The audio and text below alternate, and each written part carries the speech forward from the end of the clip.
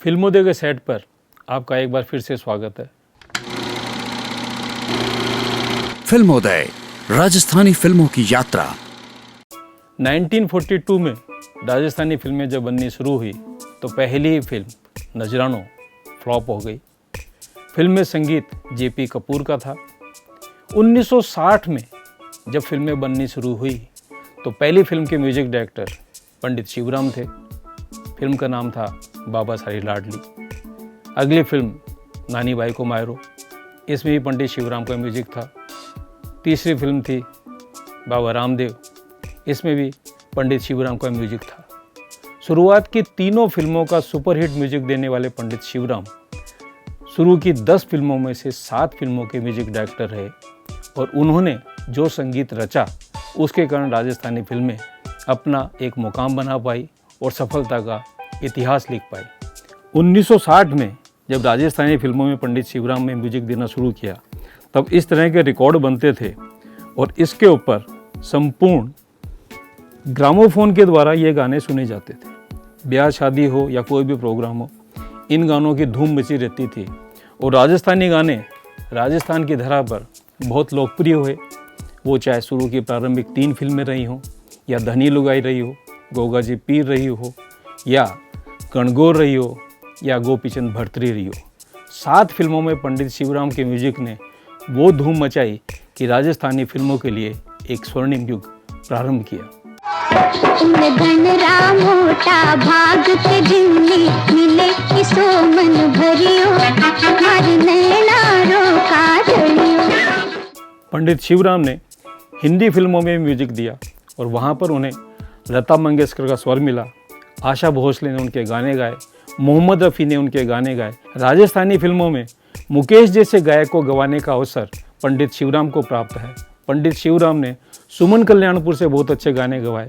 और एक बात जो प्राय श्रोता पूछते आए हैं कि बाबा सारी लाडली का गाना खम्मा खम्मा ओ धनिया रूणी चेरा धनिया, ये कल्पना उनके दिमाग में कैसी आई?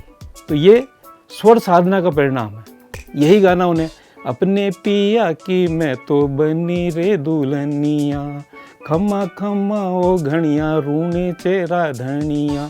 तो ये उनकी स्वरों के ऊपर अपनी एक कमांड थी कि वो उन्हीं स्वर के ऊपर हिंदी गाना भी लिखवा लेते थे, राजस्थानी गाना भी लिखवा लेते थे और वो गाने हिट हो जाते थे। हे तळल्या में मणा मंद धान ने पजिया, हे समंद तलाव तिरिया मिरिया भरिया, समंद तलाव तिरिया मिरिया भरिया, अजमाल जीरा कमरा हो खम्मा खम्मा ओ धनिया रूणे चेरा धनिया, खाने तो धावे आखी मारवाड़ हो आखो गुजरात हो, अजमाल जीरा कमरा हो खम्मा खम्मा ओ धनिया रूणे चेरा धनिया।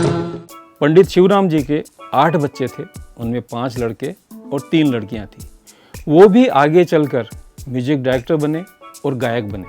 जुगल किशोर तिलक राज ने भी संगीतकार बन के 5 राजस्थानी फिल्मों में संगीत दिया और उनका संगीत भी अपने समय का सुपरहिट संगीत कहलाता है।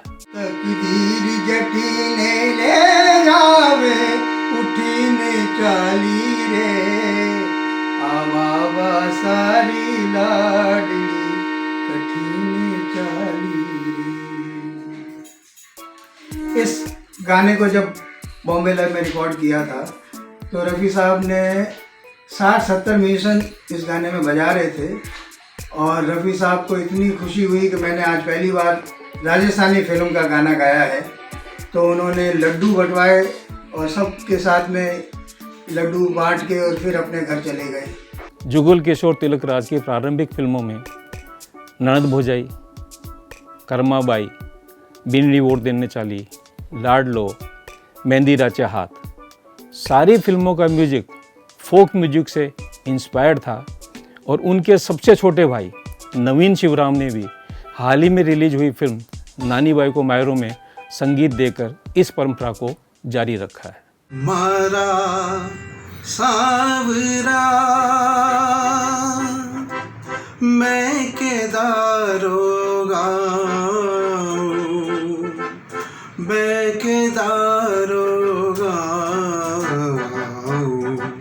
मारा सांवरा।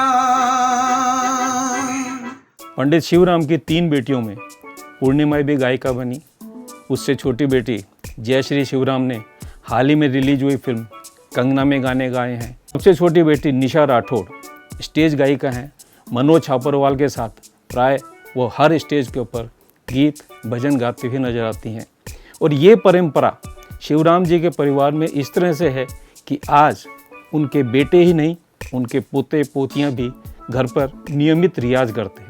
बीराओ माने ओळ्यो थारी आवेओ, सुन सुन बीरा की कर आऊं थारोड़े देश।